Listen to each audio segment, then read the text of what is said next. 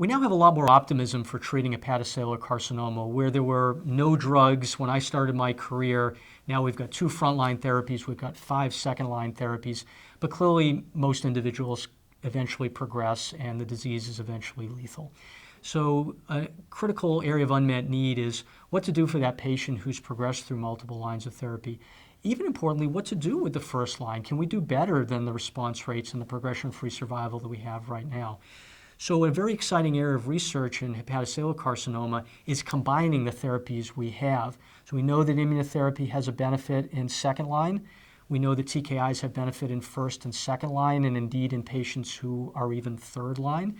And when we combine these, we're starting to see in preliminary trials higher response rates and longer progression-free survivals than we saw with single agents. So some interesting trials going on in the first line are combining pembrolizumab with lenvatinib, or cabozantinib with atezolizumab, or even 2 immune therapies. So for example, there's a frontline trial of durvalumab, which is an anti-PD-L1 therapy, which is not yet approved for hepatocellular carcinoma, and an anti-CTLA-4 therapy, tremelimumab, which is also not yet FDA approved, but they're being combined. So I think we have a lot of optimism that we might start seeing combinations give better response rates, better progression-free survival, better overall survival. The most important thing is that patients who are appropriate for clinical trials be offered the possibility of enrolling them so we can complete these trials and see if they're truly an advance. In the particular case, this individual had surgery, and then when they relapsed, they had advanced disease and went on to systemic therapy.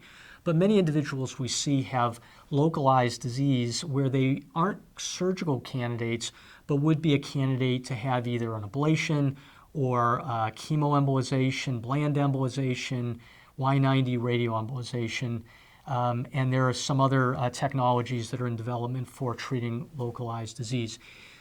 When those individuals are treated, often you will see regression of disease or long-term control, but unfortunately in the vast majority, there will eventually be progression of disease.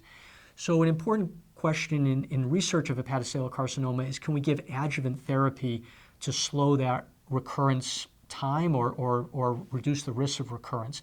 Now, unfortunately, sorafenib has been looked at in this setting and has not shown an improvement in progression-free or overall survival.